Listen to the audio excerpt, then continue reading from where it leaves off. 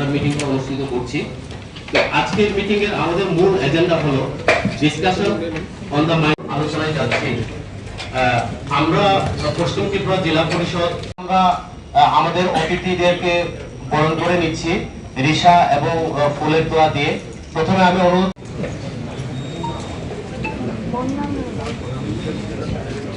10 metre boundary ওয়ালের boundary ওয়ালের মাননীয় বিধায়িকা মহোদয়গণ, শ্রীমতী অন্তরা দেব সরকার মহোদয়, পঞ্চায়েতের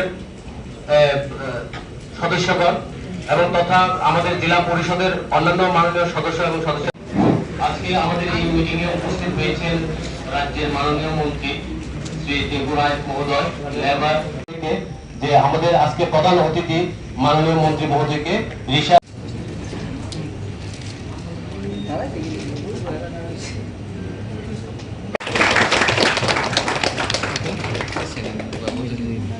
সিনিয়র হাই সেকেন্ডারি স্কুলদের নিয়ে অলরেডি এটা শুরু হয়ে গেছে স্যার। এই বিষয়ে আজকে মিটিং পশ্চিম ত্রিপুরা আমাদের জেলা পরিষদের আজকে জেনারেল বডি যে বৈঠক, এই বৈঠক প্রতি বছরই হয়ে থাকে। এই বৈঠকের মূল উদ্দেশ্য হচ্ছে যে সমস্ত সিদ্ধান্ত গ্রহণ করা হয় সেগুলো ইমপ্লিমেন্ট কতটুকু হলো এবং আগামী পরিকল্পনা গ্রহণ করা আমাদের যে সমস্ত কাজ থাকে। তো বিশেষত আমার আসার উদ্দেশ্য হলো আমাদের সোশ্যাল ওয়েলফেয়ার দপ্তর প্রত্যেকটা মানুষের সঙ্গে জন্ম থেকে মৃত্যু অবধি সম্পর্কিত এবং আমাদের দপ্তরের কাজগুলো জেলা পরিষদের মাধ্যমে, সমিতির মাধ্যমে বা পঞ্চায়েতের মাধ্যমে সাধারণ মানুষ পর্যন্ত পৌঁছানোর জন্য যেন আরো বেশি প্রচার ঘটে, তার জন্য আমার উপস্থিতি। এবং আমাদের শ্রম দপ্তরের অনেকগুলো বেনিফিশিয়ারি স্কিম রয়েছে, সেগুলো নিয়ে আলোচনা হবে বা অঙ্গনওয়াড়ি গুলোকে স্ট্যান্ডার্ড করা, সেগুলোকে সক্ষম অঙ্গনওয়াড়ি তৈরি করা, এই সমস্ত বিষয় নিয়ে আজ মূলত আমাদের বৈঠক। এবং সরকারের সমস্ত লাইন দপ্তর যত রয়েছে সব দপ্তরই উপস্থিত হয়েছে। তো আগামী দিন যেন আরো ভালো পরিষেবা দেওয়া যেতে পারে মানুষকে, তার জন্যই আজকের এই বৈঠক। যেহেতু হেলথ আছে বর্তমান সময়ে যে দেখুন, এরকম বিষয় নয়, এটা আসলে আমার জবাব দেওয়ার কথাও নয়, আপনি জিজ্ঞাসা করেছেন তারপরেও আমি একটু বলছি। এরকম কোথায় এরকম নেই। দেখুন, যে সিদ্ধান্তটা হয়েছে শুধুমাত্র একটা যে আমাদের মেডিকেল কলেজ যেটা রয়েছে রেফারেল হসপিটাল, সেটাকে নেওয়া হয়েছে। আমাকে যদি ব্যক্তিগতভাবে বলুন, এই যে আমি মন্ত্রী নয়, আমি একজন সাধারণ নাগরিক হিসাবে আমার বাড়ি কৈলাসহরে। আমার এখানে যখন কোনো পেশেন্ট আমরা কৈলাসহর হসপিটালে নিয়ে যাই, তখন ওপিডি থেকে তাকে ওপিডি ডাক্তাররা দেখে কখন রেফার করে বলুন। আপনার বাড়ি যদি ধর্মনগর, কৈলাসহর, ধলাই হয়ে থাকে, একবার নিজের বিবেককে কখন রেফার হবে? তাকে 2টা-2:30টার সময় রেফার করবে। 2টা-2:30টার সময় যে লোকটা রেফার কৈলাসহর বা ধর্মনগর থেকে হয়, সে আগরতলা কখন এসে পৌঁছায়? রেফারেল হসপিটালে আসতে তার 5টা-6টা বাজে।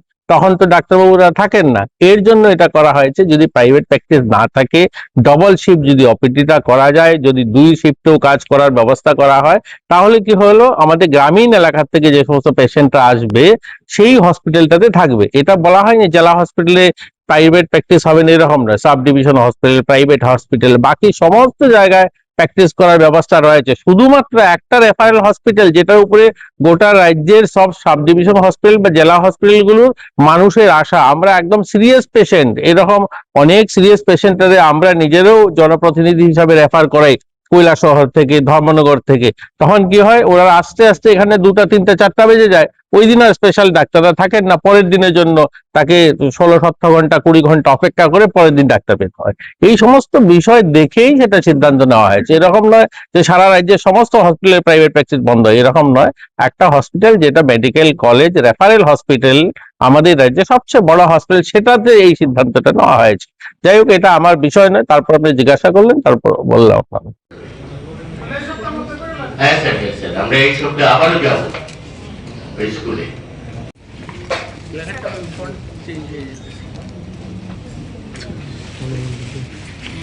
লক্ষ্য স্থির করা হয়েছিল, অলরেডি আমাদের দপ্তর থেকে এটা স্যাংশন হয়েছে। 6টা পয়েন্ট এটাকে রিপোর্ট করবেন। নমস্কার স্যার, আমাদের আমরা এসএমসি কমিটির সাথে বৈঠক করার জন্য অ্যাডমিনিস্ট্রেশনকে অনুরোধ করেছি, অ্যাডমিনিস্ট্রেটরকে, এবং যারা প্রতিনিধিগণ, ওনাদের হাতে আমরা সফটওয়্যার বা এখানে যে মেশিন এটা শো করছে না, এটা ফোনটা একটু চেঞ্জ হয়ে গেছে। যদিও আমরা করব শিক্ষা দপ্তর নিয়ে, শিক্ষা দপ্তরে কোনো রিপ্রেজেন্টেটিভ অ্যাসিস্ট্যান্ট কিনা ইপি 2026-2027 এন্ড মিসেলেনিয়াস। তো প্রথমেই আমরা আলোচনা করব। তো একটা জিনিস আমরা পিপিটি তৈরি করে আমার দেশের স্বাদ গন্ধ আমার সবচেয়ে প্রিয়। আমার জয় যেমন দেশের জয়, দেশের আনন্দ মানে আমার আনন্দ। লংতরাইয়ের গুঁড়ো মশলা হোক বা সর্ষের তেল, আমার দেশের প্রোডাক্ট। আর সেই লংতরাই দিয়ে রান্না যখন খাই তখন পাই দেশের স্বাদের আনন্দ। সবার সাথে সেই স্বাদের আনন্দ ভাগ করে নেবার মজাই আলাদা। দেশের স্বাদের আনন্দ লংতরাই। লংতরাই, রান্নায় তোমাকে চাই।